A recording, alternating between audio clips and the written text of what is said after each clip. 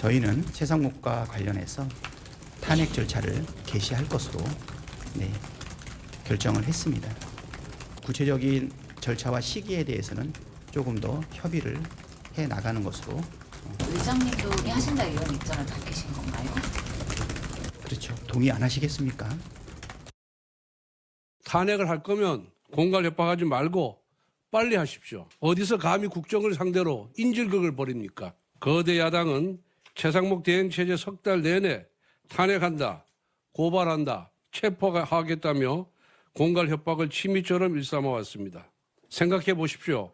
세계 어느 나라 정부가 의회로부터 툭하면 탄핵에, 고발에, 체포까지 협박받는 내일 당장 직무정지 될지도 모를 대행을 대화 파트너로 믿고 이야기를 나누겠습니까? 단언컨대 지금 이 순간 국정의 불확실성, 불안정성을 키우는 제1요인은 이재명 세력의 최상목 대행 탄핵 협박입니다. 어젯밤에 민주당이 긴급 의원총회를 열어서 최상목 권한대행 탄핵 여부는 지도부에 일임하겠다라는 게 어젯밤 속보였고요. 어제 이재명 대표가 현행범 체포 가능하다, 몸조심하라 이 발언 파문 이후 하루 만에 이현정 의원님. 네. 일단 박찬대 원내대표가 탄핵 절차 개시하겠다고 했는데 근데 아직 뭐 이거에 대해서 추가 입장이 나온 건 없는 것 같아요. 왜냐하면 한덕수 총리에 대한 선고 날짜가 잡혔기 때문에요. 글쎄 말입니다. 그러니까 오전에 개시하겠다는 입장이 좀 무색해져 버렸습니다. 한덕수 총리에 대한 지금 탄핵 날짜가 잡혀짐으로 인해서 저는 그런데요. 민주당이 지금까지 쭉 이 탄핵 국면 전체를 보면 굉장히 본인들한테 유리한 국면 아닌가요? 결국 윤 대통령이 비상계엄을 일으켰고 이거에 대한 비판 여론이 심하고 자 그렇다면 이 유리한 국면을 집권을 할 수 있는 정당, 즉 수권 정당의 어떤 모습을 보여주면서 상황을 관리했더라면 저는 지금의 같은 그런 결과 안 나올 텐데 무조건 그냥 강공으로만 일관해 왔습니다. 그 중심에는 저는 민주당의 원내 지도부가 있다고 봐요. 즉 박찬대 원내대표를 중심으로 하는 원내 수석 대표라든지 이 강경파들이 민주당 전체 분위기를 잡아나가면서 했다. 제가 아마 민주당 의원들 만나보면 실제로 7대3 정도로 탄핵을 하지 말자는 게 한 7 정도 된다고 그래요. 최상목 대행 그렇죠. 탄핵. 왜냐하면 실익이 없지 않습니까? 그리고 계속 이렇게 하면 국민들 입장에서 보면 아 윤석열 대통령이 비상계엄 할 만했네. 그 여론만 높여준다는 말이에요. 저렇게 계속 탄핵을 해대니 국정에 아무런 이 관심도 없고 이 국무회의를 무산시키고 저런 걸 보면서 아 대통령이 정말 저렇게 했네. 이런 생각만 강화시켜 주는 거 아니겠어요?